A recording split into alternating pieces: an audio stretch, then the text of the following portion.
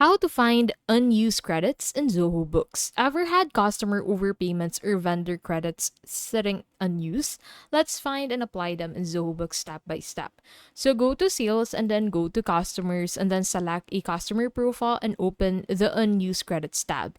Here you'll see overpayments or advance payments not yet applied. When creating a new invoice, choose apply credit, select the unused credit to reduce or fully settle the invoice. For supplier returns or overpayments, go to purchases. And then under purchases, go ahead and select vendor credits. This shows all credits issued to vendors and their unused balances. Open a bill for that vendor, click apply credit, and select the vendor credit to offset the bill amount. Use reports like customer statement or vendor credit notes to track unused credits, how they've been applied, and balances remaining. And that's how to find and apply unused credits in Zoho Books.